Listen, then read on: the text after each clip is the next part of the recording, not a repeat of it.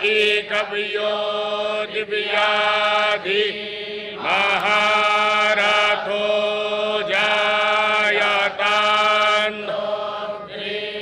धेनुर्भो नर न संभवाय मयो भवाय मयो भवाय संभवाय संभवाय मयो भवाय शंकराय शंकराय मयो भवाय संभवाय संभवाय मयो भवाय शंकराय संभवायेति संभवाय संयो भवाय शंकराय शंकराय मयो भवाय शंकराय मयस्कराय मयहकराय शंकराय मयो भवाय शंकराय मयस्कराय मयो भवायेति मयः भवाय शंकराय मयस्कराय मयहकराय शंकराय शंकराय मयस्कराय शिवाय शिवाय मयहकराय शंकराय शंकराय मयस्कराय शिवाय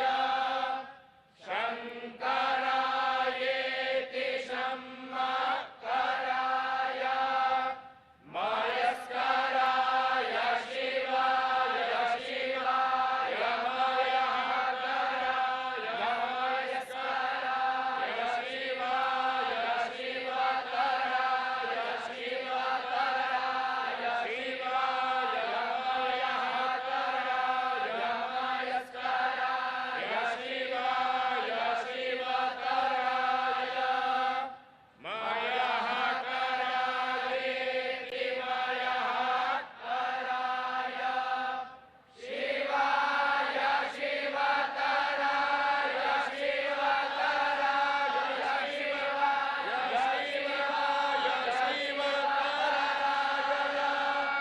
शिवाय शिवतरायेति शिवतराय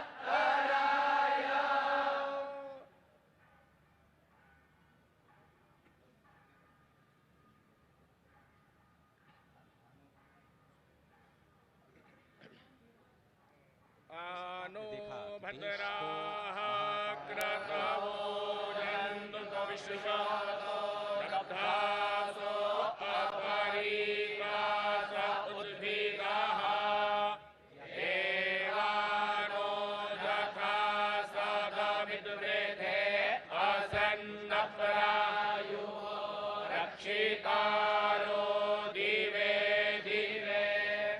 देवानां भद्रासु मतिर्रेजूयतां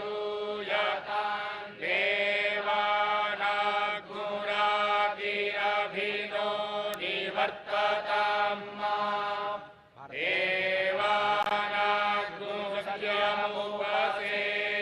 देवानाग्मुसत्यमुपसेदिमाभयं देवान आयुः प्रतिरन्तु जीवसे तान्मूर्भयानि विदाहुमहे भयम् अगम् सप्तर्षियों से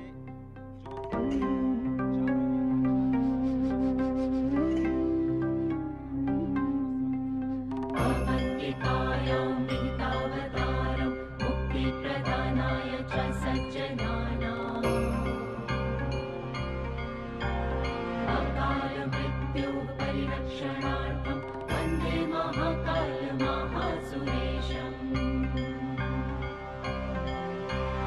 अवन्तिकायां विहितावतारं मुक्तिप्रदानाय च सज्जनानाम् अकालमृत्योः परिरक्षणार्थं वन्दे महाकालमहासुरेशम्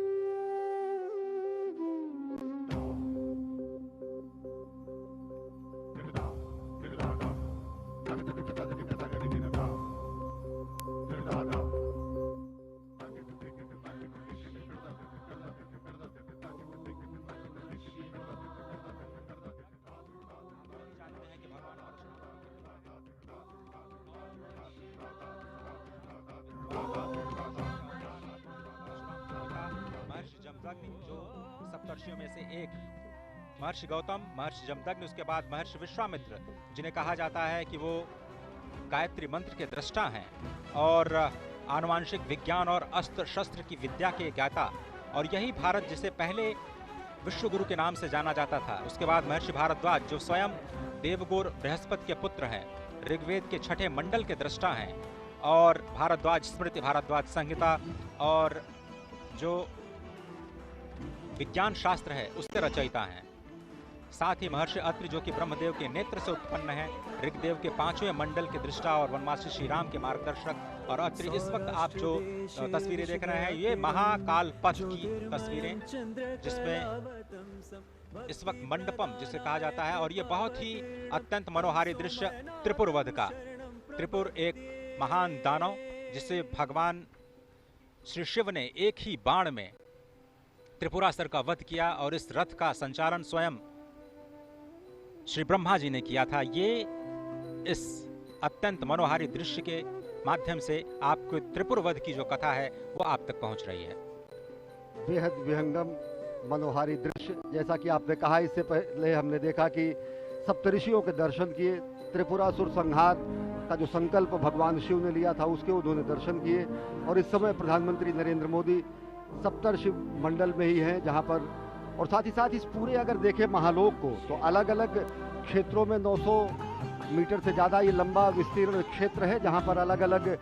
शिवपुराण से संबंधित जो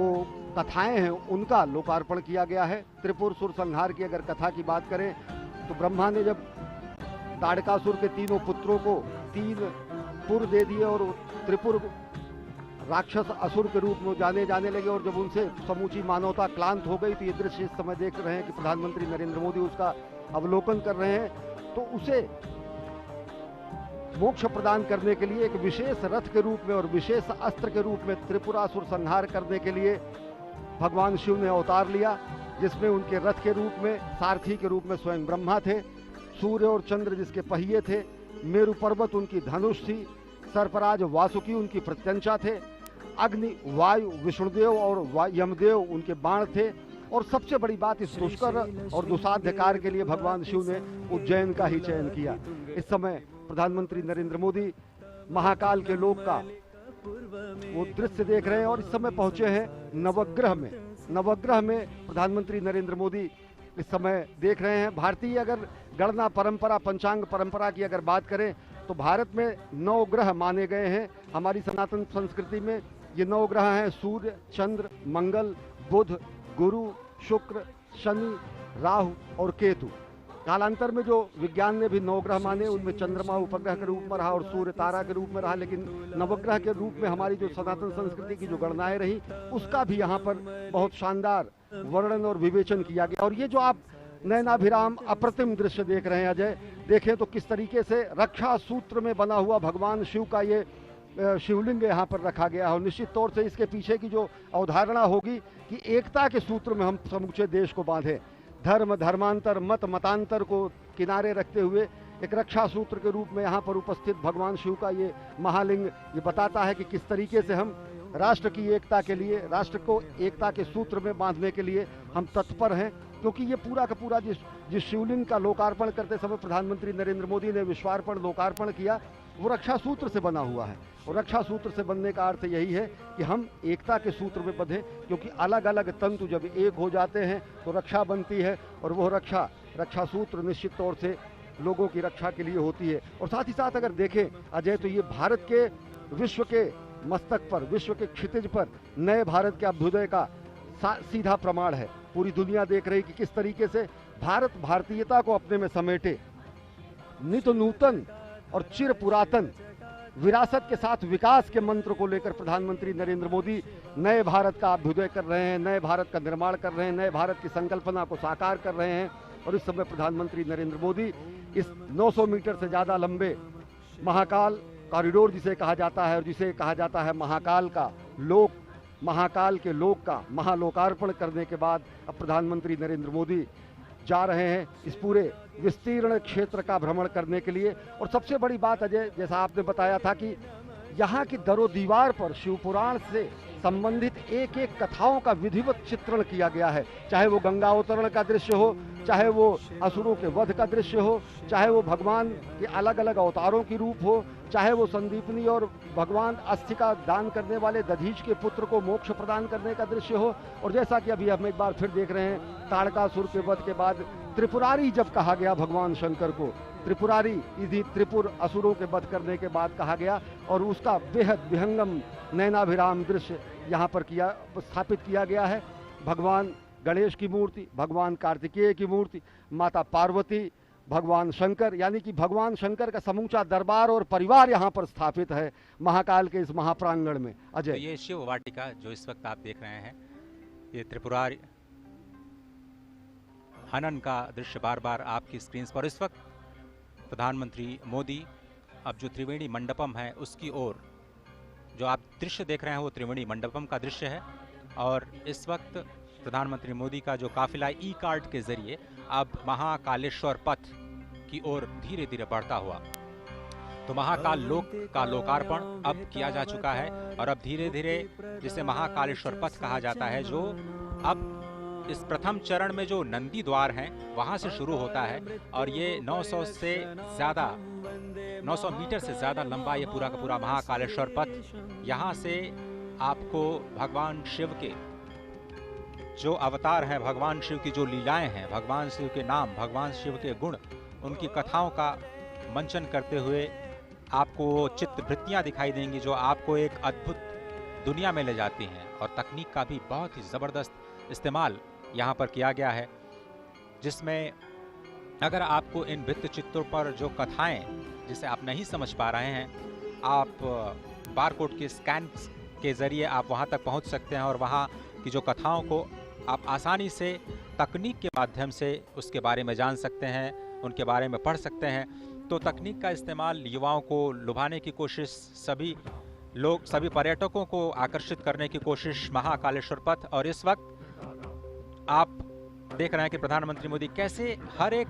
चरण के जो हर एक आयाम है उनका अवलोकन करते हुए, और मुख्यमंत्री इस वक्त उनकी मदद करते हुए इस पूरे के पूरे महाकाल लोक के अलग अलग जो आयाम हैं, अलग अलग जो प्रतिष्ठाएं हैं, उनके बारे में बताते हुए। और इस वक्त आप देख रहे हैं कि धीरे धीरे वो महाकालेश्वर पथ की ओर जाते हुए अब यही पथ आपको सीधे महाकाल के मंदिर के मुख्य द्वार तक ले जाएगा, जहां पर आप अपनी पूजा अर्चना अपने तरीके से संपन्न कर सकते हैं। और अगर आप समझें तो ये पूरे के पूरे पथ में जो सुविधाएं हैं पर्यटकों के लिए वो विकसित की गई हैं, और मकसद यही है कि स्मार्ट सिटी के तौर पर उज्जैन को एक विकास दिया जाए, और केवल स्मार्ट सिटी ही नहीं बल्कि सांस्कृतिक शहर के रूप में भी उज्जैन को जाना जाता है। और जिस तरह से सभ्यता, संस्कृति, विज्ञान और तकनीक का एक अद्भुत और अनोखा संगम आपको इस वक्त दिखाई दे रहा है महाकालेश्वर पथ पर, जहां पर पैदल चलने की भी व्यवस्था है और ई कार्ड से भी चलने की भी व्यवस्था है। जिस तरह से जिस पथ से प्रधानमंत्री इस वक्त जा रहे हैं, कल से जनता के लिए खोल दिया जाएगा, और आम जनता कल से ही इस पथ का प्रयोग करते हुए चाहे तो पैदल और चाहे तो ई कार्ड के माध्यम से भगवान श्री महाकालेश्वर के मुख्य मंदिर की ओर जाने के सफर पर निकल सकते हैं और साथ ही जो शिवलोक के कथाएं हैं उनको अपने आप में समाहित करने की प्रक्रिया को भी समझ सकते हैं, जान सकते हैं। निश्चित तौर से अजय अगर देखें तो ये अकल्पनीय दृश्य है। जिस तरीके से रुद्र सागर का पुनरुद्धार हुआ, जिस तरीके से रुद्र सागर को विस्तार दिया गया, जिस तरीके से रुद्र सागर का विस्तारीकरण करने के बाद सौंदर्यीकरण किया गया, उस तरीके से ये सही मायने में अगर देखें तो अद्वितीय है, अतुलनीय है, अप्रतिम है, अनुपम है। और ये जो छटा आप देख रहे हैं, इस समय देश देशांतर के अनेक मनीषी, महामंडलेश्वर और साथ ही साथ सनातन संस्कृति के ध्वजवाहक यहाँ पर साक्षी बन रहे हैं। महाकाल की इस धरती पर असंख्य देव और साथ ही साथ अन्य लोगों के साथ जो चराचर में व्याप्त है। निश्चित तौर से अगर देखें तो ये सनातन संस्कृति की धर्म ध्वजा का विश्व के पटल पर लहराने जैसा है। और साथ ही साथ अगर देखें तो ये एक स्वप्न दृष्टा की साधना के सफल होने का परिणाम है। यह देखें तो संकल्प से सिद्धि का परिणाम है। ये राष्ट्र सेवक की साधना का ये कर्मफल है। और साथ ही साथ कर्मयोगी प्रधानमंत्री नरेंद्र मोदी के दिशा निर्देशन में बना हुआ ये महाकाल का लोक आदि योगी को दी गई सही और सच्चे मायने की कार्यांजलि है। पुष्पांजलि अर्पित की उन्होंने अभी महाकाल के दरबार में, और अब कर्तव्य परायण स्वरूप में कार्यांजलि अर्पित कर रहे हैं सनातन संस्कृति के दिव्य प्रकाश स्तंभ के रूप में, जो कि महाकाल के महालोक के रूप में आज जिसका लोकार्पण किया गया है। एक और बहुत ही महत्वपूर्ण जानकारी जो मैं आप सभी के साथ साझा करना चाहता हूँ अश्विनी, वो ये कि आप इस वक्त जो दृश्य अपने टीवी स्क्रीन पर देख रहे हैं वो भारत का पहला नाइट गार्डन है। ये भारत का सबसे लंबा टेम्पल कॉरिडोर है जिसे आप महाकालेश्वर पथ के तौर पर अब आज से जानेंगे। महाकाल लोक का ये महाकालेश्वर पथ इस वक्त भारत का सबसे लंबा कॉरिडोर, काशी कॉरिडोर भी आपने देखा, वो 300 मीटर करीब उससे 3 गुना ये जो लंबाई है। और इस वक्त जो दीवारों पर जो कथाएं चित्रित की गई हैं वो कैसे उकेरी गई हैं और कैसे सभी संतों से, सभी महर्षियों से विचार विमर्श करने के बाद किन श्लोकों को वहाँ पर उद्धृत किया जाना है। और इस पूरी के पूरे जो आपको दीवार दिख रही है वो 25 मीटर ऊंची, उसमें आधे किलोमीटर यानी 500 मीटर का जो हिस्सा है वो शिव पार्वती के विवाह के संबंध से जुड़ी हुई कथाओं के लेकर के समेटे हुए हैं। और अजय, सबसे बड़ी बात आपने ये भी बताई, दर्शकों को अपनी रिपोर्ट में भी दिखाया कि किस तरीके से ये पुरातन और नवीन का संगम भी है। इन सभी भित्ति चित्रों पर उससे संदर्भित एक बारकोड लगाया गया है। उस बारकोड को कोई भी श्रद्धालु, कोई भी दर्शनार्थी आके उसको स्कैन कर सकता है। और अगर जब वो स्कैन करेगा तो सीधे वो वेब संजाल के वेब पेज के उस वेब पेज पर पहुंच जाएगा जो कि जहां पर उससे संदर्भित कथा कही गई है। तो पूरा का पूरा शिव पुराण के पुरातन स्वरूप को नवीनतम रूप में व्याख्यायित करते हुए, और ये 108 स्तंभों की जो ये वलयावली है, जो ये अहोरात्र चलने वाला महायज्ञ जैसा है, जो असंख्य दीपों से सुसज्जित इस समय उज्जैनी है, निश्चित तौर से अगर इसका साक्षी बनने के लिए हम, आप और साथ ही साथ ये समूचे सनातन संस्कृति के लोग धन्य हैं, क्योंकि ये एक तरीके से कायांतरण है। ये महालोक का निर्माण समूचे उज्जैन और उस परिसर का कायांतरण है, रूपांतरण है, जो नयनाभिराम स्वरूप में आप देख रहे हैं। अजय, स्वागत है आप सभी का भारत के पहले नाइट गार्डन में। इस वक्त जो आप तस्वीरें देख रहे हैं श्री महाकाल लोक के नाइट गार्डन में भगवान शिव की लीलाओं पर आधारित ऐसी 190 मूर्तियां स्थापित की जानी हैं। 2 चरणों में ये कार्यक्रम संपन्न होना है। अभी तो सिर्फ पहला चरण पूरा हुआ है। स्मार्ट सिटी परियोजना के तहत उज्जैन को विकसित करने की ये जो योजना है उसके दूसरे चरण का कार्य मार्च 2024 तक पूरा होने की संभावना, उम्मीद जताई जा रही है। जैसा कि अभी आपने सुना, 108 स्तंभ स्थापित किए गए हैं जिसमें भगवान शिव और उनके गढ़ों की विभिन्न मुद्राएं बनी हुई हैं। और आप देखें, स्वयं महाकाल के रूप में जो लोक कलाकार हैं और 750 से ज़्यादा लोक कलाकार देश के अलग अलग हिस्सों से अपने कार्यक्रम का, सांस्कृतिक कार्यक्रम को प्रदर्शित करते हुए इस वक्त आपकी टेलीविजन स्क्रीन पर नजर आ रहे हैं। श्री महाकाल लोक में 18 फीट की 8 प्रतिमाएं हैं जिसमें नटराज, भगवान शिव के पुत्र गणेश और कार्तिकेय, दत्तात्रेय अवतार, पंचमुखी हनुमान,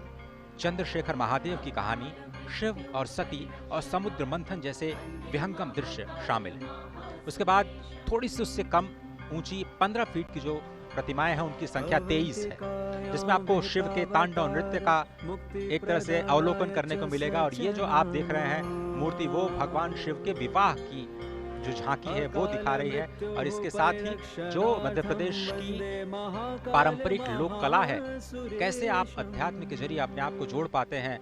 वो इसमें शिव नृत्य और शिव के विवाह के जो प्रसंग हैं उनके माध्यम से भगवान शिव के लोक में आपको ले जाने की तैयारी करता हुआ ये महाकाल का लोक, जिसमें आप शिव नृत्य के साथ साथ 11 रुद्र, उनके महेश्वर अवतार, भगवान शिव के अघोर अवतार, ये आप देखें। विषपान, अमृत मंथन के बाद जो विषपान के दृश्य हैं वो आपको दिखाई दे रहे हैं। साथ ही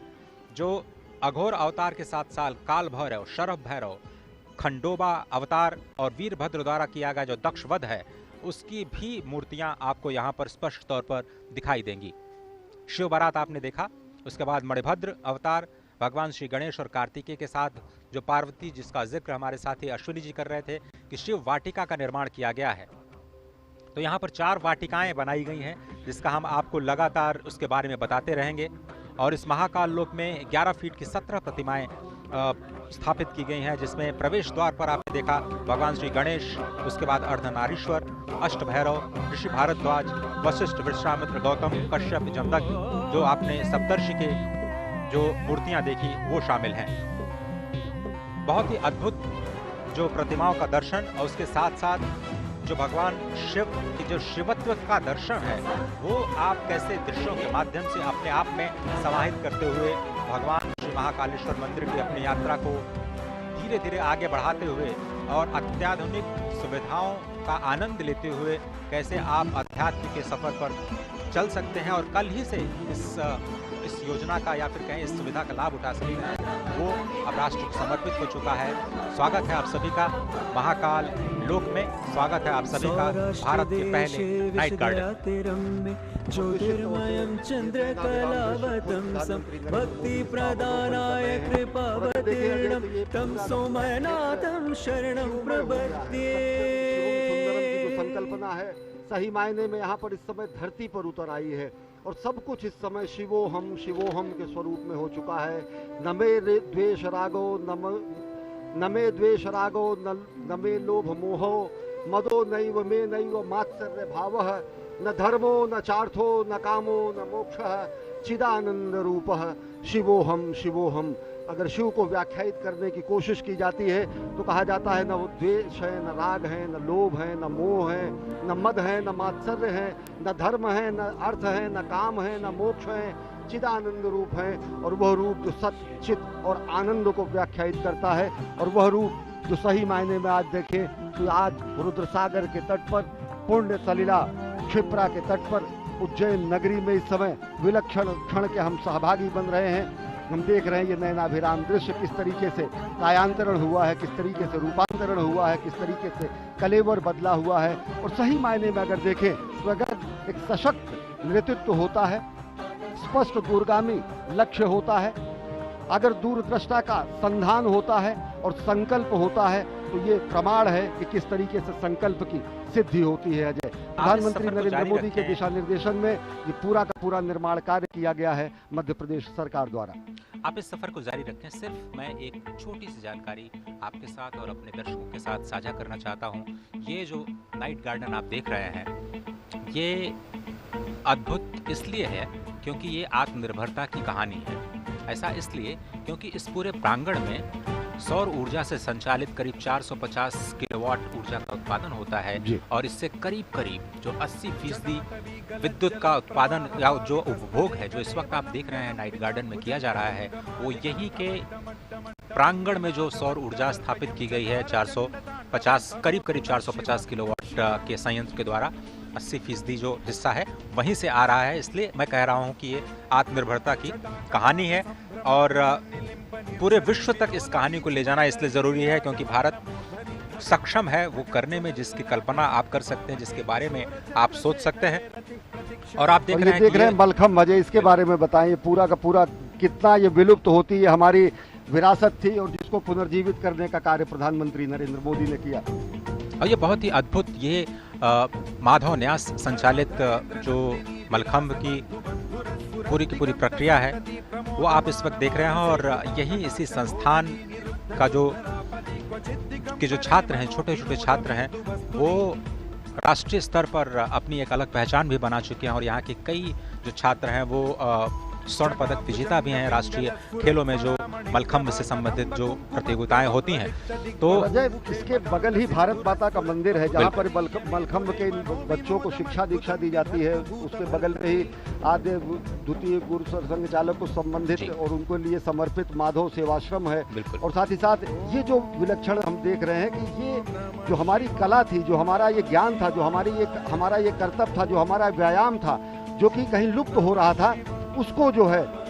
पुष्पित, पल्लवित, संवर्धित और स्थापित करने का प्रयास प्रधानमंत्री नरेंद्र मोदी ने किया। और देख रहे हैं आप भारत माता का मंदिर, जो कि महाकालेश्वर भक्त निवास भी यहाँ पर है और महाकाल के प्रांगण से ही सटा हुआ ये भारत माता का मंदिर है। निश्चित तौर से अगर देखें तो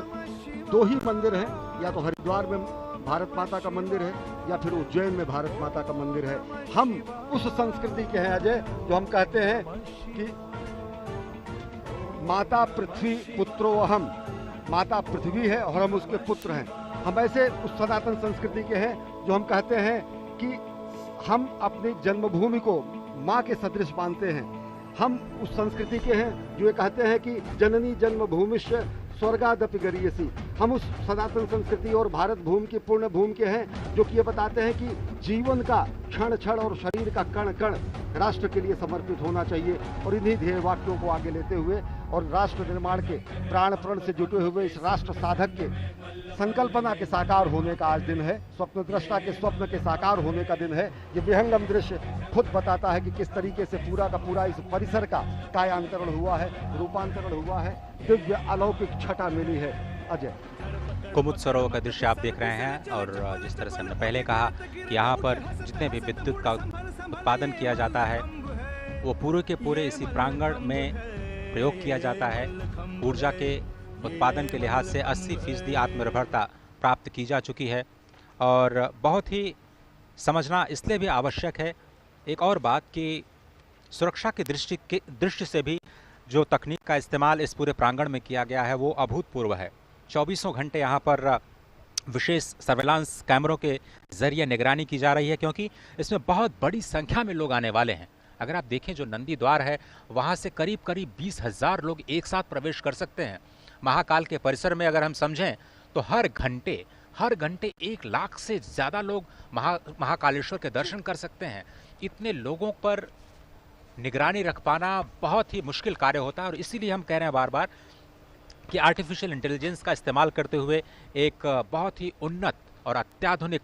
कमांड एंड कंट्रोल सेंटर बनाया गया है, जिसके ज़रिए जो सर्वेलांस कैमरों की मदद से जो integrated command and control centre है, पूरे परिसर की 24 घंटे निगरानी की जाएगी। और इस परियोजना का जो पूरा उद्देश्य है, इस क्षेत्र में जो भीड़ भाड़ पहले थी उसको कम करना और किस तरह से जो विरासत संरचनाओं का संरक्षण करना, और साथ ही साथ जो इस परियोजना के विस्तार के जरिए यहाँ पर पर्यटन को बढ़ावा देना है, अर्थव्यवस्था को भी बढ़ावा देना है, आत्मनिर्भरता को भी बढ़ावा देना है, समृद्धि को भी हमें दिखाना है, अपने सांस्कृतिक धरोहर को सहेजना भी है। इन सभी कार्यों का जो संगम है वो आपको इस महाकाल के इस नए लोक में इस वक्त भारत के पहले नाइट गार्डन के रूप में, एक विहंगम दृश्य के रूप में, जिसमें इस वक्त आप रुद्र सरोवर के साथ साथ महाराज विक्रमादित्य का टीले के साथ साथ आप देख रहे हैं ये दृश्य, जो आप या फिर कहें कि भारत माता के मंदिर के साथ साथ जो मंदिर का मुख्य शिखर है वो भी आपको बहुत ही आसानी से दिख रहा है। अप्रतिम विहंगम दृश्य, नयनाभिराम दृश्य। और अजय, जैसा आपने बताया कि भारत ने ही प्रधानमंत्री नरेंद्र मोदी के अध्यक्षता में और उनके नेतृत्व में इंटरनेशनल सोलर अलायंस की स्थापना की, और यहाँ इस पूरे परिसर का जो प्रकाश की व्यवस्था की गई है वो सौर ऊर्जा द्वारा संचालित है। ये होता है दूरदृष्टि और ये होता है स्वप्न दृष्टा के स्वप्न का साकार होना। निश्चित तौर से अगर देखें तो भारतीय संस्कृति और भारतीय जो संस्कृति के पुनर्स्थापना का जो ये संक्रांति काल है, इसको इस रूप में देखा जा सकता है। वास्तव में ये सांस्कृतिक पुनर्जागरण का काल है। हमने वो दौर भी देखा जब भारत भारतीयता के नाम से लोग मुंह छिपाते और मुंह चुराते हुए भी शासन करते हुए लोग दिखे, लेकिन आज गर्व से सबको अपने में एक रक्षा सूत्र के रूप में समेटे हुए भारत भारतीयता का जयगान और जयघोष करते हुए विश्व के पटल पर एक नए भारत का अभ्युदय हो रहा है, और वो प्रधानमंत्री नरेंद्र मोदी के सबल सशक्त नेतृत्व में हो रहा है। निश्चित तौर से दुनिया देख रही है भारत के नए शक्तिबोध को, दुनिया आज देख रही है भारत के नए सौंदर्य बोध को, दुनिया देख रही है आज भारत के नए अभ्युदय को। और निश्चित तौर से अगर देखें तो भारत भारतीयता को किसी धर्म विशेष के रूप में नहीं व्याख्यायित किया जा सकता है, भारत भारतीयता को किसी एक रूप में नहीं व्याख्यायित किया जा सकता है। स्पष्ट तरीके से कहा गया है, उत्तरे हिमालयश्च दक्षिणे, जो उत्तर में हिमालय है और साथ ही साथ दक्षिण में जो हमारी स्थिति है महासागर के दक्षिण में और हिमालय के उत्तर में जो समूची धरा है वो धरा भारत और भारतीयों की धरा है। ये महाघोष हमने ईसा पूर्व शताब्दियों पहले अपने पुराणों और वेदों में इसका उद्घोष किया। निश्चित तौर से अगर देखें तो आज नैनाभिराम छटा देखकर विश्व गदगद होगा, सनातन संस्कृति भारत भारतीयता आज आह्लादित होगी, और निश्चित तौर से भारत के नए अभ्युदय का दिन है। और अगर उनको चंद शब्दों में समेटे श्रद्धेय अटल जी के शब्दों में अजय, तो उन्होंने कहा कि मैं एक बिंदु परिपूर्ण सिंधु, ये रुद्रसागर के एक एक बिंदु में भी ये व्याख्या समझी जा सकती है कि किस तरीके से हमारा समाज है। हम तो एक बिंदु परिपूर्ण सिंधु, यह है मेरा हिंदू समाज, मेरा इसका संबंध अमर, मैं व्यक्ति और यह है समाज, इससे मैंने पाया तनमन, इससे मैंने पाया जीवन, मेरा तो बस कर्तव्य यही सब कुछ कर दूं इसको अर्पण, मैं तो समाज की थाती हूँ, मैं तो समाज का हूँ सेवक, मैं तो समष्टि के लिए व्यष्टि का कर सकता बलिदान अभय, तन मन हिंदू जीवन हिंदू रग रग हिंदू मेरा परिचय। मानवता के कल्याण के लिए हमने अस्थि का दान किया है, समष्टि के कल्याण के लिए व्यष्टि का बलिदान करना हमारी परंपरा रही है, समष्टि के कल्याण की प्रार्थना और अभ्यर्थना करनी हमारी सनातन संस्कृति का मूल बिंदु रहा है। और आज महाकाल के इस दरबार से, महाकाल के इस महालोक के लोकार्पण और विश्वार्पण के बाद दुनिया देख रही है कि किस तरीके से भारत और भारतीयता विश्व पटल पर नए स्वरूप में अभ्युदय हो रहा है, उसका नए नेतृत्व, सबल सशक्त नेतृत्व में भारत और भारतीयता जगत गुरु बनने की तरफ अग्रसर है। अजय, सीधा प्रसारण आप उज्जैन से देख रहे थे। इस दृश्य को क्या कहा जाए, नयनाभिराम दृश्य, और पूरा ब्यौरा सुना रहे थे हमारे दो सहयोगी अजय मिश्र और अश्विनी मिश्र। और अब से कुछ ही देर पहले प्रधानमंत्री नरेंद्र मोदी ने जो उज्जैनी नगरी है वहां पर महाकाल लोक